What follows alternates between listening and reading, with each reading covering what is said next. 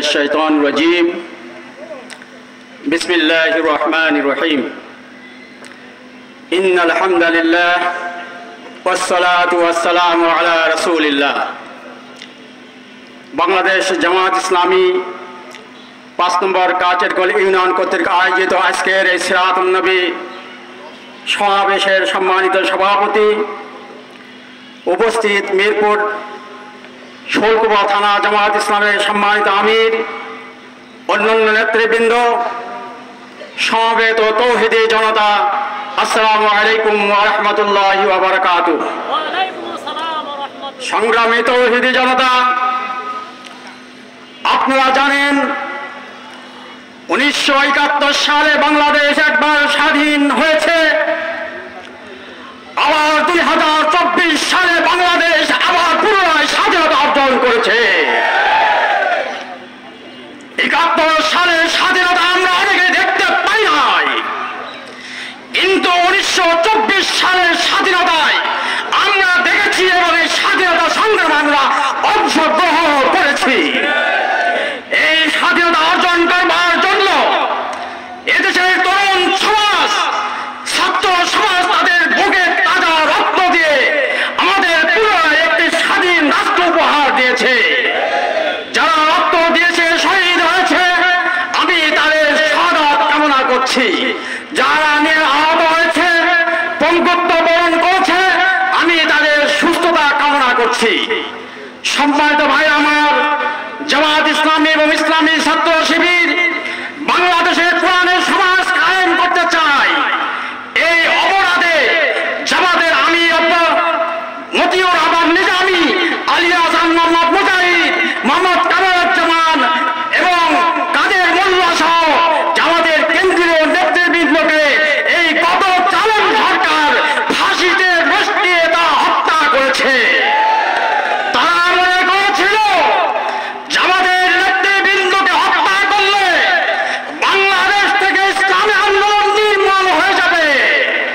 যেমন করে নবী মুহাম্মদ রাসূলুল্লাহ সাল্লাল্লাহু আলাইহি সাল্লামকে যে মক্কা থেকে মদিনায় হিজরত করতে বাধ্য করেছিল, যেমন করে আবু জেহেল, আবু লাহেবরা, তারা মনে করেছিল যদি মুহাম্মদকে দুর্বল করা যায় তাহলে আর ইসলাম কায়েম করা সম্ভব হবে না। আল্লাহ রাব্বুল আলামিন বলেছেন, ইউরিদুনা লিইউতফিউ নূরাল্লাহি বিআফওয়াহিহিম আল্লাহু মুতিম্মু নূরিহি ওয়ালাউ কারিহাল কাফিরুন। আল্লাহ রাব্বুল আলামিন বলেন, কাফেররা চেয়েছিল ফু দিয়ে ইসলামের নূরকে নিভিয়ে দিতে। আল্লাহ রাব্বুল আলামিন বলেছেন, আমি আমার ইসলামের নূরকে, ইসলামী আন্দোলনকে সারা পৃথিবী ছড়াই দেব, এটাকে তারা নিভাই দিতে পারবে না। বলেন, তাই আবু জেহেল, আবু লাহেব ইসলামকে নির্মূল করতে পেরেছিল? ঠিক একইভাবে গত সরকার, এই জালেম সরকার, শেখ হাসিনা সরকার, সে মনে করছিল জামাতের নেতৃবৃন্দকে ফাঁসি দিলে বাংলাদেশে ইসলামের পক্ষে কথা বলার লোক পাওয়া যাবে না। কিন্তু এটা তারা ভুল করেছে। নেতৃবৃন্দকে ফাঁসি দেওয়ার কারণে বাংলাদেশে ইসলামের পক্ষে শক্তি আরো বৃদ্ধি পেয়েছে। তারা আরো কি করলো? শেখ হাসিনা যেদিন পতন হয়েছে 5 আগস্ট, সে 4 দিন আগে জামাত ইসলামী, ইসলামী ছাত্র শিবিরকে নির্বাহী নির্দেশে তারা নিষিদ্ধ করেছিল। জামাত নিষিদ্ধ হয়ে গেলে আর আন্দোলন চাঙ্গা হবে না। কিন্তু 5 দিনের মাথায় আল্লাহ রাব্বুল আলামিনের পরিকল্পনা, সবচেয়ে বড় পরিকল্পনা, ওরা ষড়যন্ত্র করছে ইসলাম নির্মূল করার জন্য। আর আল্লাহ পরিকল্পনা করেছে যে ওদেরকে নির্মূল করবে।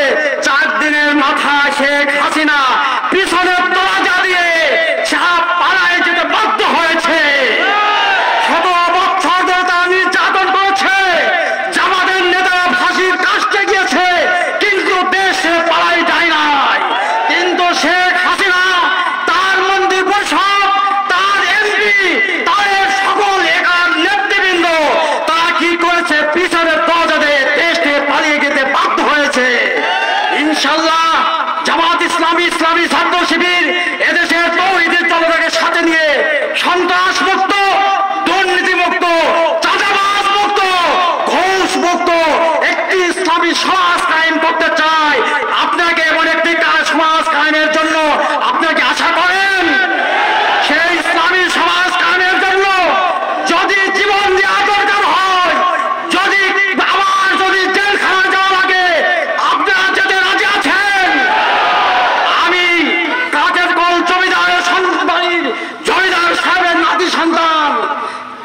আওয়ামী লীগ পরিবারের সন্তান হওয়ার পরেও আজ জামাত ইসলামী করার কারণে আমার বিরুদ্ধে 11টির বেশি মামলা দেওয়া হয়েছে এবং কয়েকবার করে জেলে যেতে হয়েছে।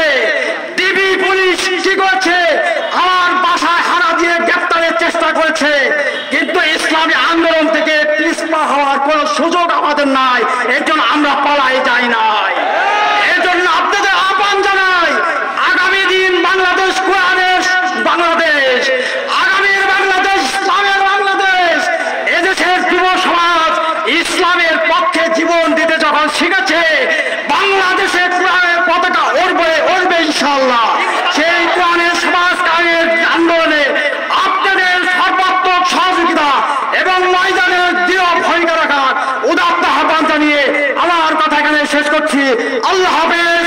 বাংলাদেশ জিন্দাবাদ, বাংলাদেশ জামাত ইসলামী জিন্দাবাদ। আসসালামু আলাইকুম ওয়া রাহমাতুল্লাহ।